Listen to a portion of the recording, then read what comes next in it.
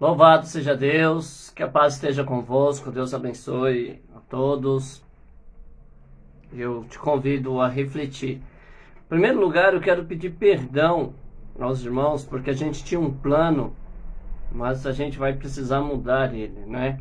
Eu estava refletindo que nunca, nos meus 52 anos, uma eleição mudou tanto a minha vida como essa. E eu nunca imaginei que isso poderia ser possível, né? Que uma eleição pudesse causar tanto impacto na minha vida. Mas vamos lá. Então, o tema hoje é: a história não acabou. E a base desse texto é João 14, do 12 ao 14. Diz assim: em verdade vos digo, que aquele que crê em mim fará também as obras que eu faço, e outras maiores fará, porque eu vou para junto do Pai. E tudo quanto perdides em meu nome, isso farei, a fim de que o Pai seja glorificado no Filho. Se perdides alguma coisa em meu nome, eu farei. Ainda tenho 15. Se me amais, guardareis meus mandamentos. Então vamos lá, o que a gente precisa entender sobre isso? Jesus, ele deixou uma missão para a igreja, não é? Que é fazer as obras que ele fez e ainda fazer maiores, porque temos mais tempo, temos mais possibilidades, enfim, né? Mais recursos. Daria, se nós realmente crescêssemos, daria para a gente fazer muito mais do que ele fez. A questão é sempre será que nós cremos de verdade naquilo que a Bíblia diz? Será que nós estamos focados naquilo que o Senhor quer nos ensinar? Ou será que a gente deixou escapar alguma coisa? Ou será que a gente não entendeu alguma coisa direito? Como é que anda a nossa fé verdadeiramente diante de Jesus? Primeira coisa que a gente precisa pensar nisso, né, é se nós cremos. Porque o texto diz assim: em verdade vos digo, aquele que crê em mim fará também as obras que eu faço, não é? Então, a questão é, eu creio em Jesus, o Cristo, eu creio no Evangelho, na história de Jesus, o Cristo, eu acredito que Ele é o Salvador, eu acredito que Ele é o Filho de Deus, que Ele nos amou, eu acredito que Ele veio para nos resgatar e nos ensinar a vontade de Deus, para que depois a gente pudesse também ensinar aos outros. Eu acredito piamente de que esse Jesus da Bíblia, ele falou a verdade, que os textos que citam a sua vida, sua morte e ressurreição são verdadeiros. Eu acredito nos princípios que ele ensinou. Como é que anda a minha fé diante dessa situação? E para isso, nada melhor do que a palavra de Deus, né? Para nos fazer esse raio-x na nossa própria vida. Primeira coisa que eu acho muito importante a gente dizer é que, assim, o meu público-alvo, com certeza, é os evangélicos, né? Eu sempre que eu vou fazer uma live, eu tenho uma preocupação em como o meu público evangélico vai entender isso, porque geralmente já é um povo mais familiarizado com a Bíblia, né? Então a gente precisa usar os argumentos bíblicos, né, que a gente tem para fazer isso. Mas, né, não sei se em segundo plano, talvez não, mas se a prioridade é os evangélicos, eu quero alcançar a todos que queiram conhecer da palavra de Deus, todos que queiram conhecer a verdade para serem libertos. Eu quero alcançar você que de repente é até crente, mas na sua igreja não tem um estudo bíblico. Você que acha que alguma coisa pode ser diferente da maneira que você aprendeu, e de repente eu possa te ajudar a olhar por outro prisma, à luz da palavra de Deus, tá? Não é o eu achismo, não. À luz da palavra de Deus. Talvez a palavra de Deus vindo, né, sendo anunciada, ela consiga te levar a um outro patamar. Então, o desejo do meu coração, quando eu faço as lives, o desejo no meu coração, quando eu venho falar da palavra de Deus. Eu sei que eu não sei tudo, né? Eu sei que eu tenho muito para aprender ainda, e que existe, né? Eu tenho essa ciência de que existe homens muito mais sábios do que eu sobre a face da terra. Talvez você que me ouve, né? Eu não sei quantas pessoas vão me ver, e talvez você seja mais sábio do que eu, né? A minha pretensão não é ser sábio, a minha pretensão não é, sabe, ser alguém que domine todos os conceitos da Bíblia Sagrada, não é isso. Mas algumas coisas a gente reflete, e eu penso, se eu estiver errado, você me corrige. Se você tiver dúvida, eu também posso te ajudar, não é? Então, a questão é, eu creio em Jesus, o Cristo. A minha fé, né, a minha fé cristã, ela é baseada nos ensinamentos de Jesus. A palavra que Jesus veio, né? Nós temos 4 livros que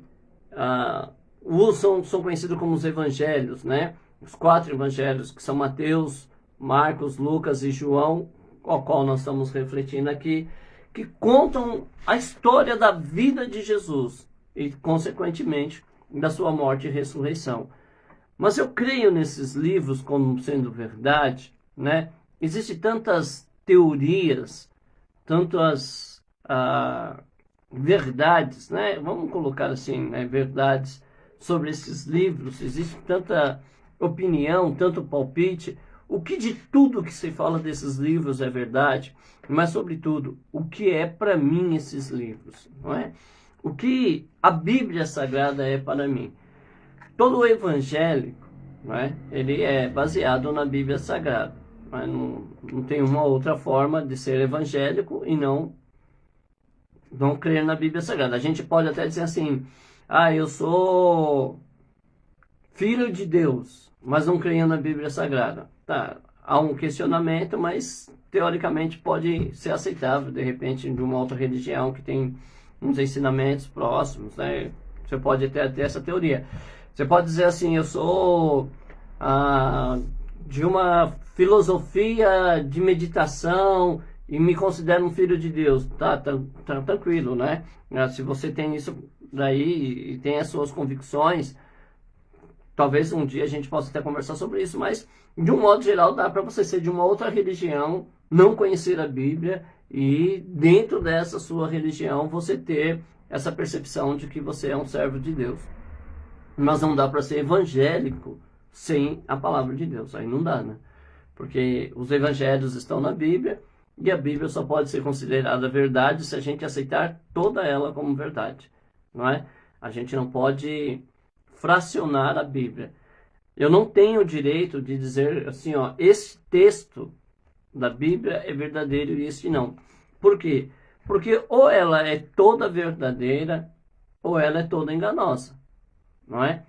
Para nós evangélicos verdadeiros, toda a palavra de Deus é proveitosa e apta para ensinar. Para um evangélico verdadeiro, toda a escritura ela é importante, né? Nós vivemos no tempo da graça, beleza, isso não é discutível, né? É porque a gente vê muitas polêmicas sobre muitas coisas e tem essa diversidade de crença dentro daquilo que nós chamamos de evangelho no Brasil. Às vezes você pode ter uma confusão ou outra, mas algumas coisas não são questionáveis. Por exemplo, nenhum evangélico legítimo vai combater a verdade de que nós vivemos ou que nós somos salvos pela graça, né? A única maneira de nós alcançarmos a salvação é pela graça. Não é questionável isso, né? Para um cristão, não. Pode ser para alguém que está querendo conhecer um pouco do evangelho, alguém de uma outra religião, alguém que até é contra o evangelho. Então ele pode questionar se nossa salvação é pela graça ou não. Isso, beleza, pode acontecer. Mas o evangélico verdadeiro não. Ele sabe que a salvação é pela graça. E de graça, né? Que leva a gente então a pensar já que alguma coisa pode não estar certa na nossa fé cristã. Por quê?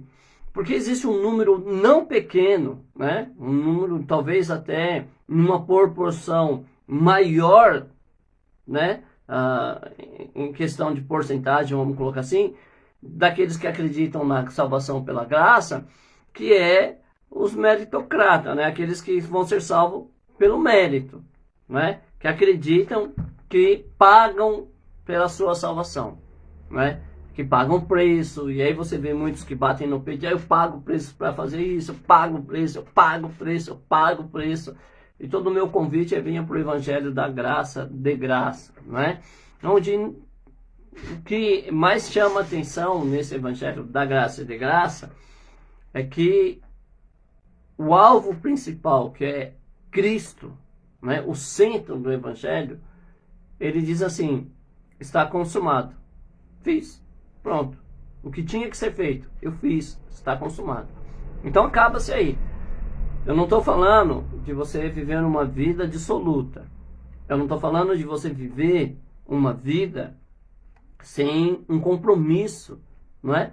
Porque isso é uma coisa também que eu acho que só idiotas, né, que perdem tempo com esse tipo de questionamento, né? E aí vai ser difícil se algum, né, porventura aparecer na live, se algum porventura quiser acompanhar, vai ser difícil. Porque o Evangelho, ele é um livro que você precisa necessariamente refletir sobre ele.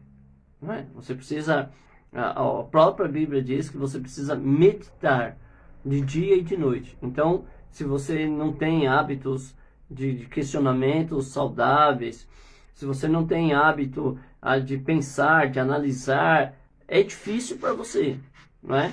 Não estou dizendo que não te aceitamos. Não, nós queremos sua alma, nós queremos você conosco, mas vai ser mais difícil. Porque o Evangelho é isso. Você ouviu, é como os crentes de Bereia. Você ouviu, mas Deus vai fazer o céu ficar rosa. Onde está escrito isso, irmão? Está na Bíblia, né?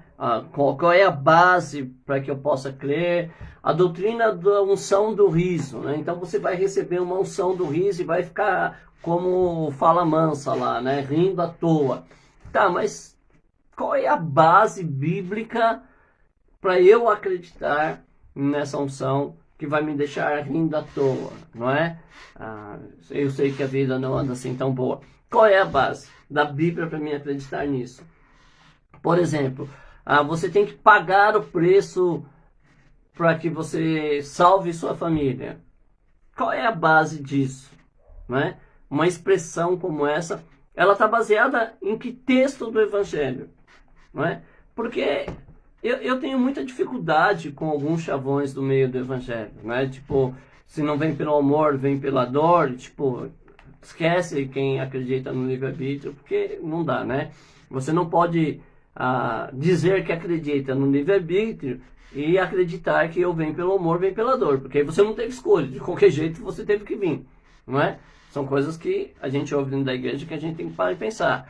Outra coisa, né? Se você for ver muitas desse chavão, principalmente quando é o convite para estar no nosso meio, a gente tem que repensar, porque às vezes nós somos besteira demais nisso, mas a gente vai tentar amenizar isso através desse estudo, porque a história não acabou, né? Ela ainda continua.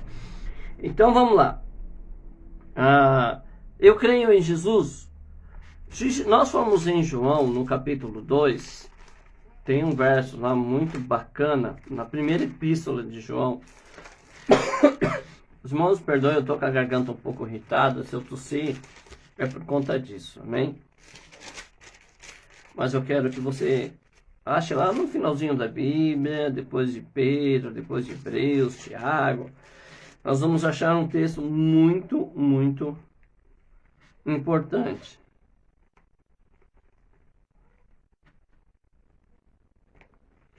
Olha, na primeira epístola, no capítulo 2, no verso...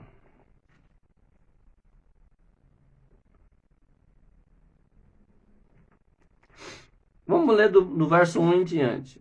Filhinhos meus, essas coisas vos escrevo para que não pequeis.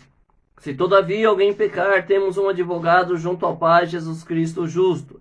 Ele é propiciação pelos nossos pecados, e não somente pelos nossos próprios, mas ainda pelos do mundo inteiro. Sabemos que temos o conhecido, por isso, se guardamos os seus mandamentos. Aquele que diz, eu o conheço, e não guarda os seus mandamentos, é mentiroso, e nele não está a verdade.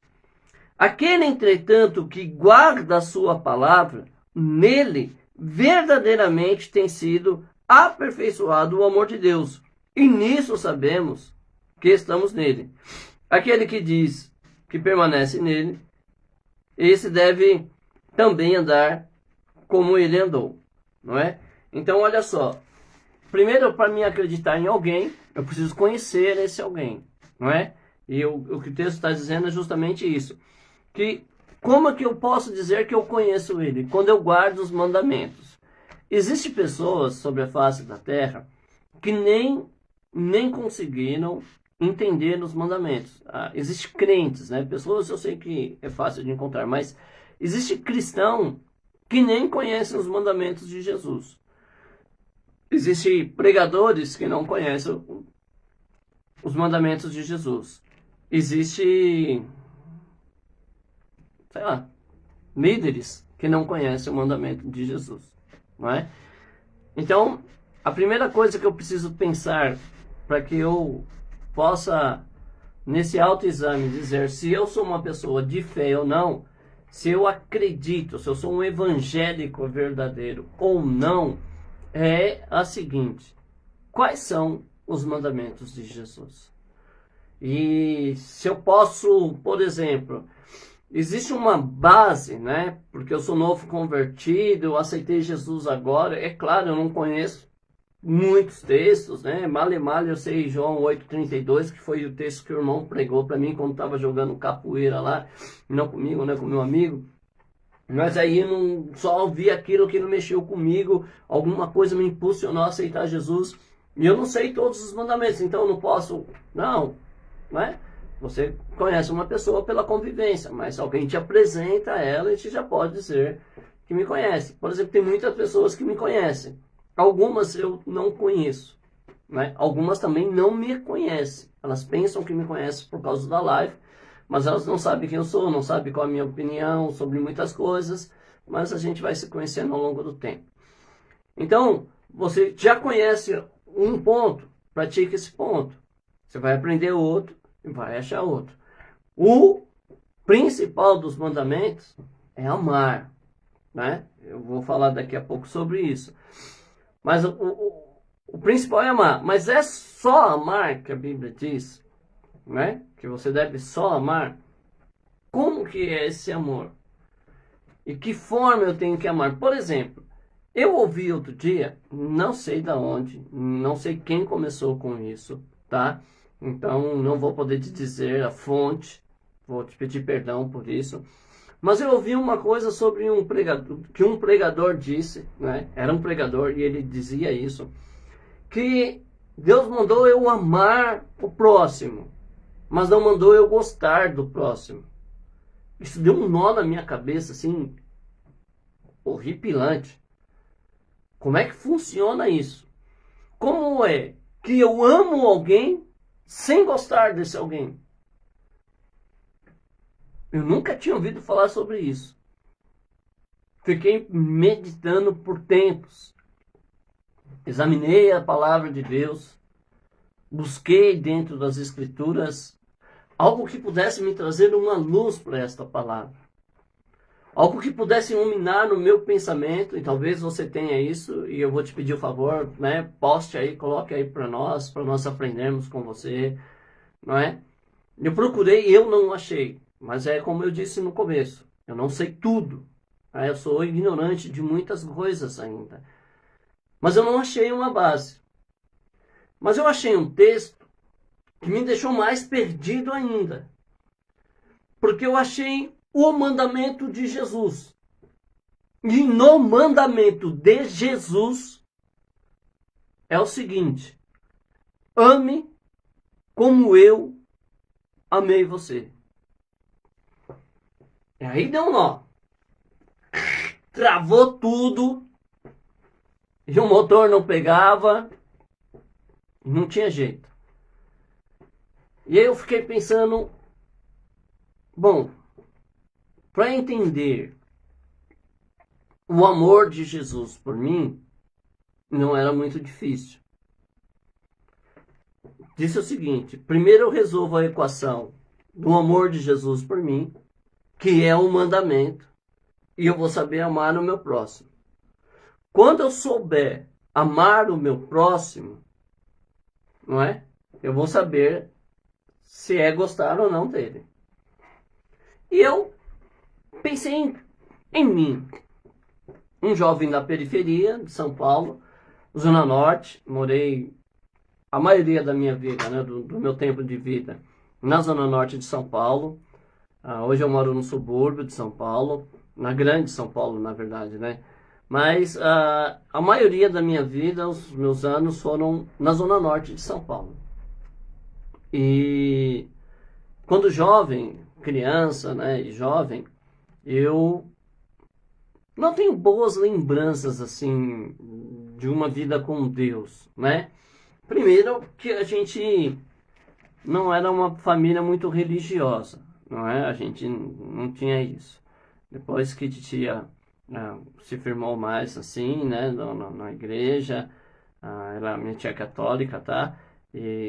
Mas quando eu criança mesmo assim, até por conta talvez que minha tia, que é a referência, ela trabalhava ainda muito, né? Então talvez não tivesse essa prática.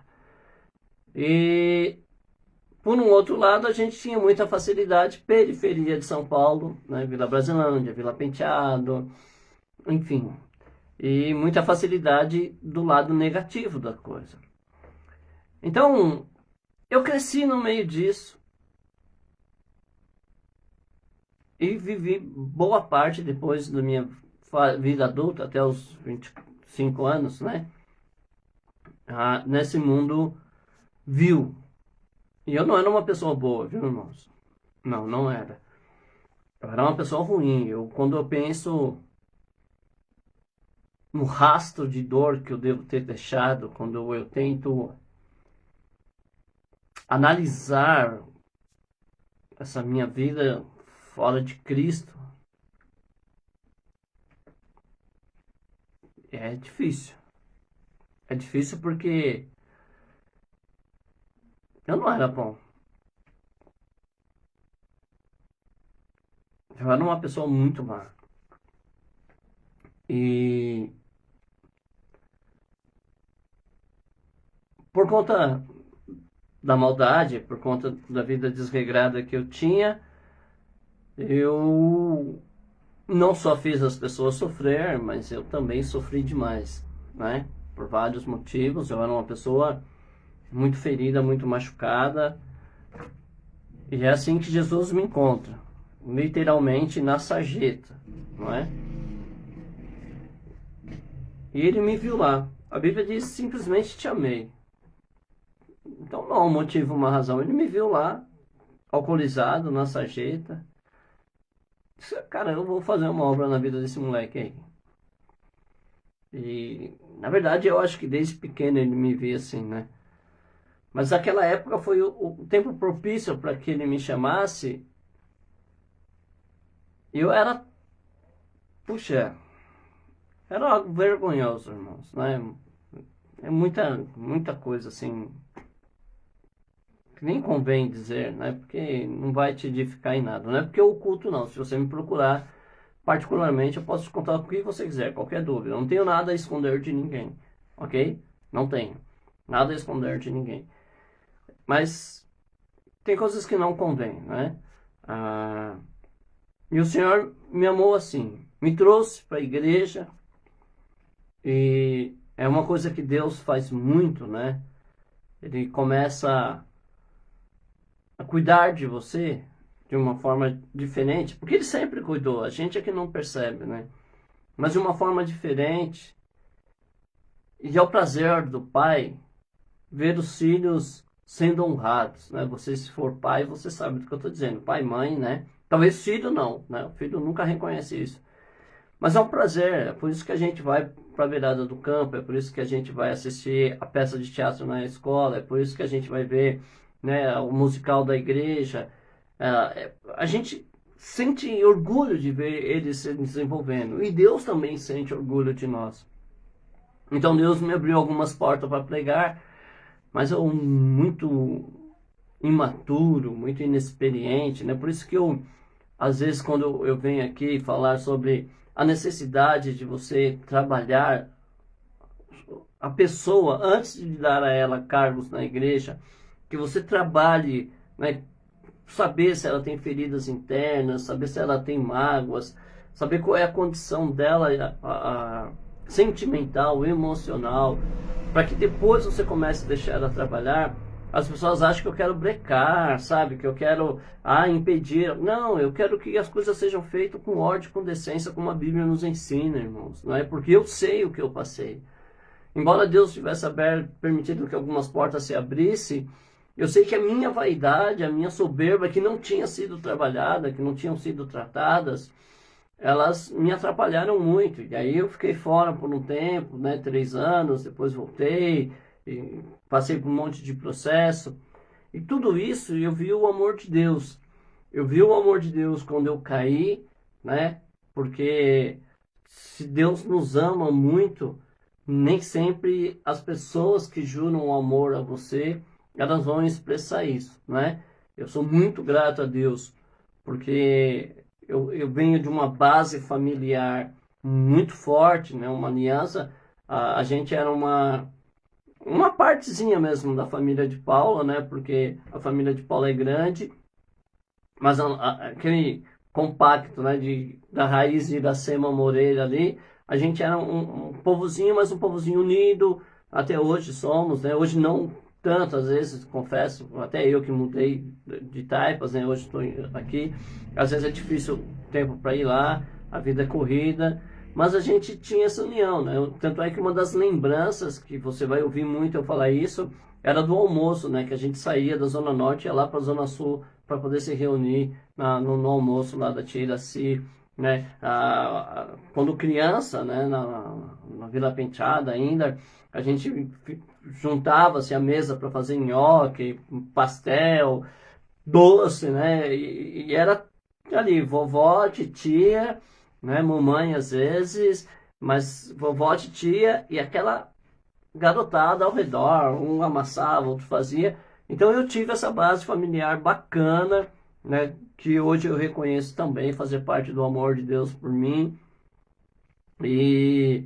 Mas o amor de Deus foi assim, né? Ele me cercou com dos homens que juravam fidelidade, com daqueles que na época, né, das vacas gordas, né, às vezes queriam que eu estivesse ministrando a palavra, que às vezes lutavam para que eu pudesse atender os seus pedidos. Quando eu caí, na verdade, eu vi muitos virarem as costas.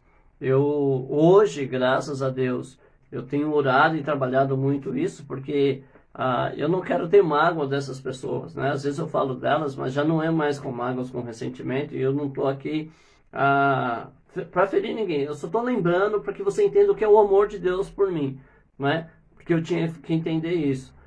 Então, nesse período que as pessoas faziam isso, eu vi o amor de Deus por mim. Por quê? Porque Deus levantava outras pessoas, né? Pessoas de Deus que eram capazes, né, de estar falando do amor de Deus, que não viravam as costas, que não apenas julgavam. E olha que esses 3 anos foram, como a Bíblia diz, o estágio foi pior do que antes, né?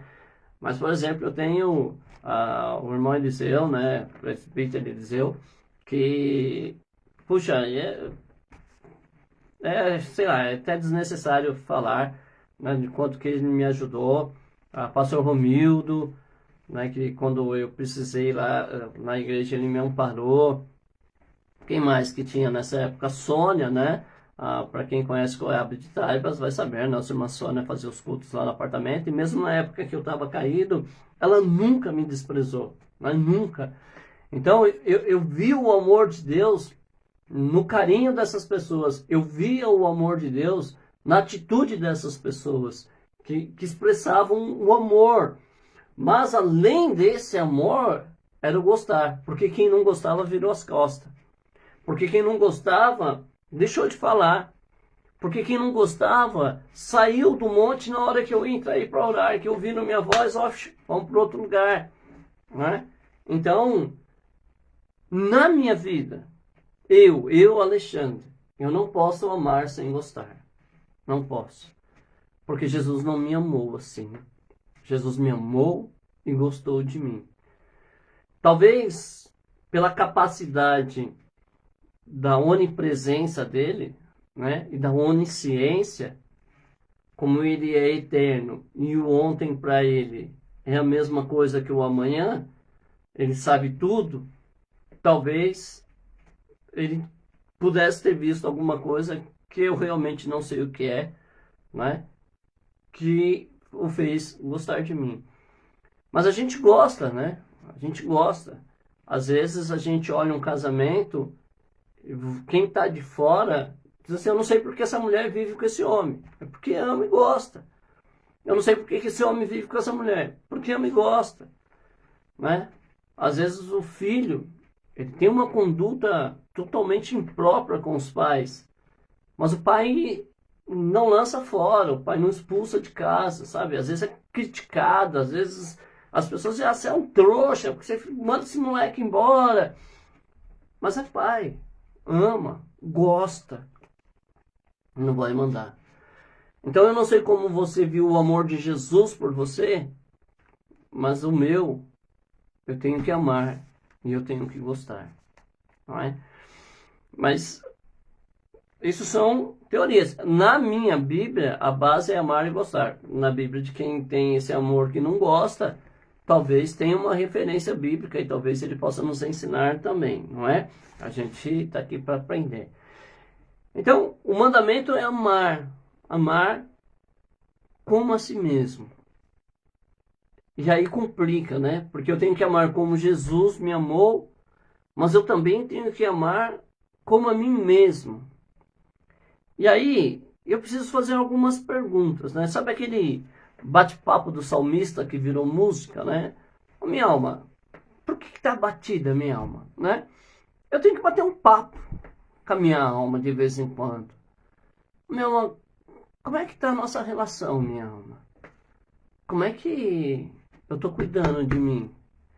Vamos começar da parte fácil de examinar, não é? Vamos dar uma olhada no look. Como é que tá o meu visual? Não dá para mim andar relaxadamente, né? Se eu sou o cara que não penteia o cabelo, não escova os dentes, de repente tem uma aparência ruim, se as minhas vestes, elas não são toleráveis, né? Não vou nem colocar agradáveis, toleráveis. Porque às vezes as pessoas não gostam de certas coisas, mas você tá limpinho, tá beleza, você é tolerável, não é? Então, minha alma, tá tranquila? Esse corpo que habita aí, ô minha alma, você tá satisfeita dentro dele, não é? É um corpo funcional, né? Como eu vi alguém da medicina dizendo, ele se levanta sozinho, ele tem condição de fazer as suas operações básicas, né? Você está cuidando disso, como é que você está se alimentando esse corpo, minha alma, porque você vai ter que cuidar dele, ele é o seu cavalo, né? Ele é o seu instrumento de locomoção, para que você leve a palavra de Deus, minha alma. Como é que você está dentro dele? Como é que você se sente dentro dele? Como é que está o seu cuidado, né? Quando Jesus diz, olha, de tudo que se deve guardar, lá no Salmo, né? De tudo que se deve guardar, guarda o seu coração, porque dele procede a saída da vida. Minha alma, como é que está o coração aí dentro, né? Você tem sentido prazer na forma que esse coração está se manifestando? O seu coração é esse coração meio fanfarrão, que vive te pregando peças, que alimenta ódio, que alimenta mágoa? Como é que é? Como é que tá o coração aí, né? Eu preciso às vezes fazer um check-up de como eu estou me tratando, né? O quanto eu estou investindo em mim, e investir não só em dinheiro, né? Comprar umas roupas bacanas, um carrinho da hora, arrumar a casa. Não, não é só isso não. O quanto eu estou investindo em conhecimento, enquanto eu estou investindo, sei lá, no zelo, né? Que tem que ter. Como é que tá tudo isso dentro de mim? Porque agora eu preciso aprender a amar a mim, porque eu tenho que amar o próximo como a mim mesmo. E uma vez, eu lembro um irmão, né? Eu tenho muito carinho por ele, assim, e eu entendi mais ou menos o que ele quis dizer, mas ele me convidou quando ele descobriu que eu tinha aceitado Jesus, né? Porque eu era uma pessoa má, mas era uma pessoa má que era conhecida, né? Talvez pela maldade e da vida, né? Sei lá, miserável que eu vivia. As pessoas me conheciam por essa miséria na minha vida, né? Não é miséria financeira não, viu, irmãos? É uma miséria humana mesmo, assim. Talvez quando ele me viu com a Bíblia, ele tenha se alegado e ele me chamou para a gente conversar um pouco. Eu conversei um pouco com ele, um homem muito sábio dentro das Escrituras.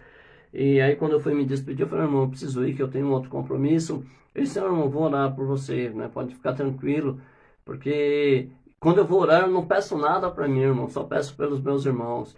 E eu pensei comigo assim, puxa, não pede para mim não, né? Esquece isso, pula, né? Esquece meu nome, não ore.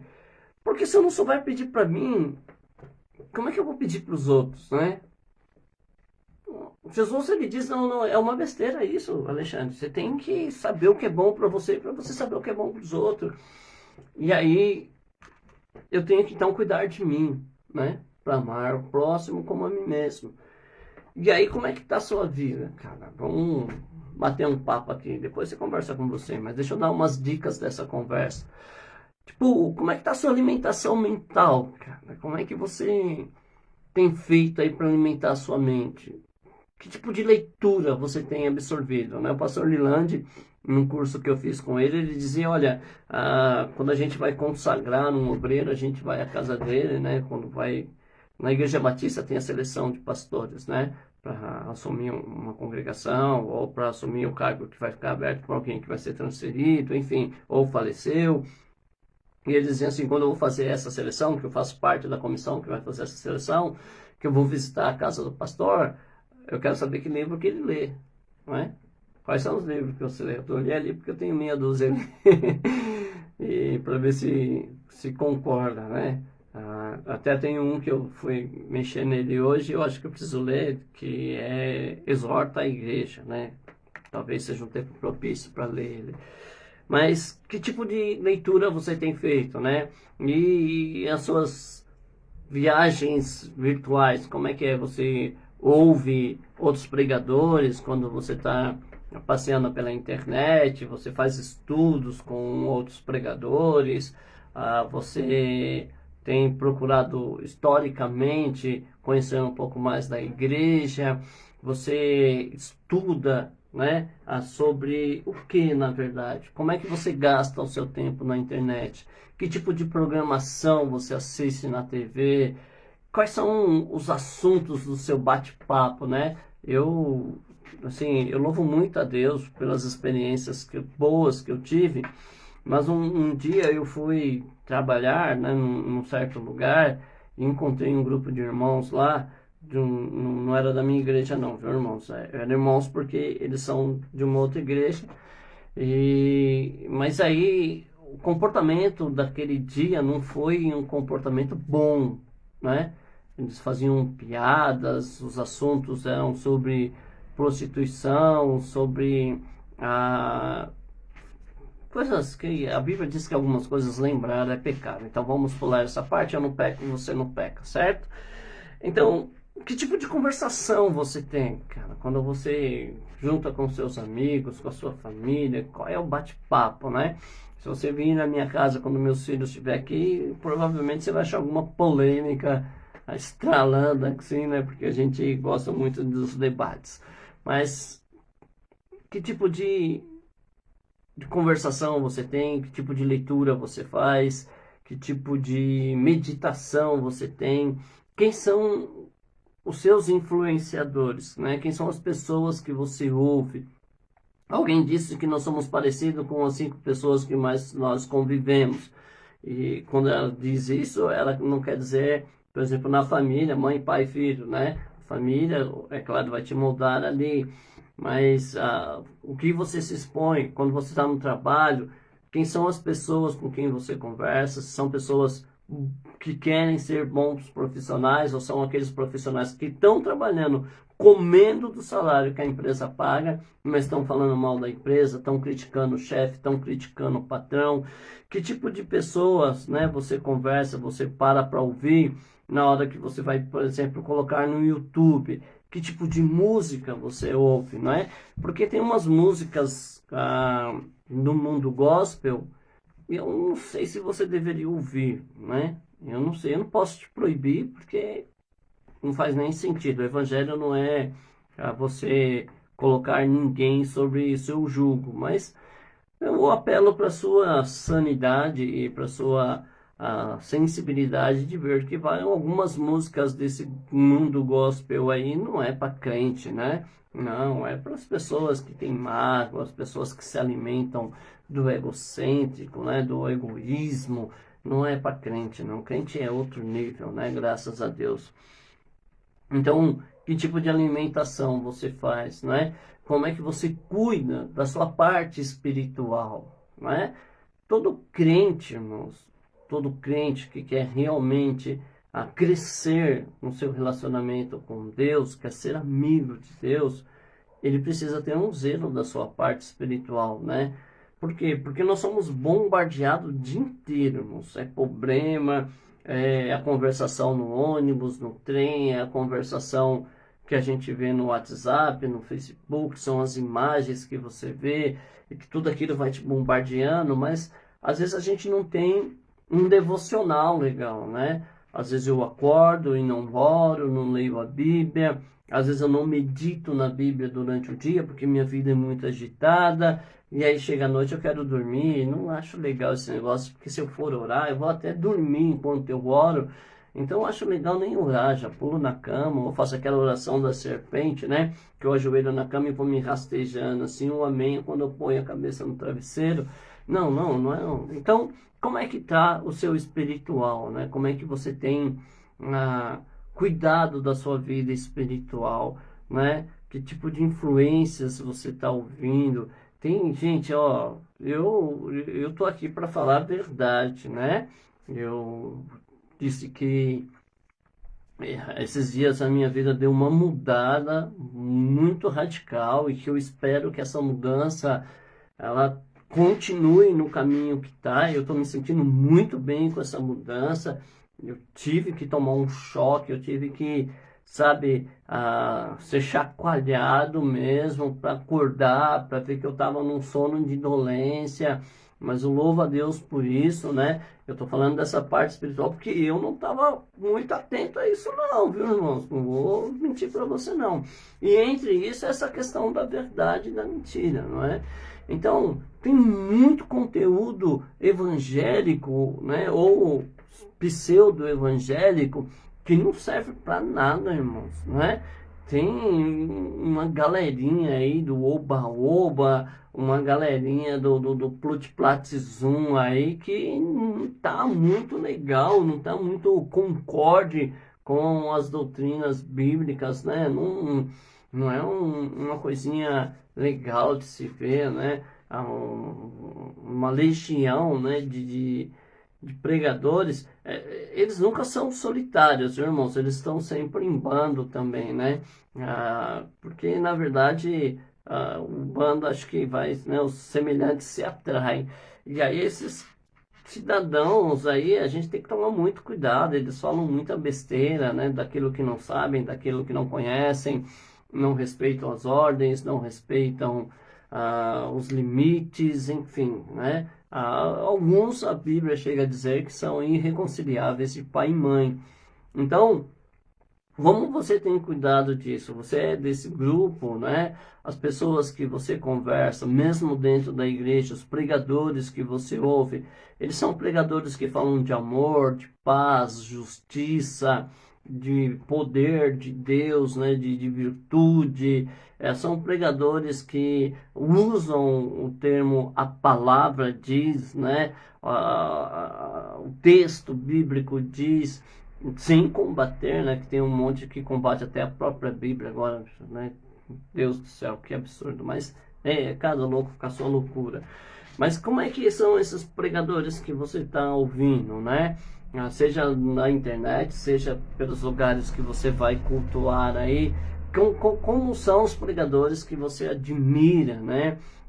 Como os pregadores que você permite importar, né? Permite trazer para dentro de você as suas mensagens.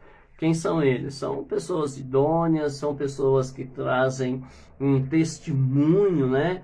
Que, como minha amiga Giane postou outro dia, aí são pessoas que pregam o evangelho e às vezes usam as palavras, né? São esse tipo de pregadores, ou são pregadores que são, na verdade, rebeldes, né? Muitas vezes vivem em luta, e sempre que eles vão abrir sua boca e conversar com você, eles trazem, né, um dardo inflamado do maligno e fala mal de um, fala mal do outro, e que ciclano me perseguiu, e que fulano está tentando me derrubar, e que o pastor está impedindo a minha unção, e que a irmã do círculo de oração, sabe, quando eu vou pregar, sorri de mim. Como é que é? Como é que são essas pessoas? Depois que você as ouve, né? Deus me honrou, tinha muita gente para me aplaudir lá, né? Eu tinha esquecido dessa que é clássica. Mas quando você ouve essas pessoas, né, que você gosta de ouvir, o seu coração tem paz. E tem paz porque elas falam do amor de Deus, ou tem paz porque elas alimentam o seu ódio, ou tem paz porque elas dão razão para você continuar com mágoa, com ressentimento, com esse devocional meia boca, que adora a Deus com os lábios, mas o coração está distante, que não obedece a palavra, sabe, que se envolve em questões loucas, enfim, como você tem cuidado de você. É mandamento de Jesus, irmãos, não é? Esse tempo que nunca me espera, né? Coisa de doido. Eu vou acabar por aqui, amanhã nós vamos continuar, né, falando sobre essa fé em Jesus que nos faz fazer as obras que ele fez, não é? Eu quero agradecer a todos pela oportunidade, você que já ouviu ao vivo, você que vai ouvir depois. Quero suplicar as suas orações, né, aos santos, né? Não é a todos, né? Tem pessoas que não devem orar por mim, não tem um coração em paz comigo, né? Então é melhor que não ore, né? Porque tudo que é feito sem fé é pecado. E se você for orar por mim, você não vai fazer com fé mesmo, então não ore. Enfim, mas você que tem um coração e acha que Deus pode mudar na minha vida também, ore por mim, para que me seja dada a palavra com confiança, para que eu tenha a destreza no que eu vou ensinar para vocês, para que eu não venha aqui fazer nenhum tipo de ensinamento herege ou apóstata, ok? Então, que Deus abençoe, uma boa noite para você, e que o nome de Jesus possa ser glorificado na sua vida. É a minha oração, em nome de Jesus. Amém.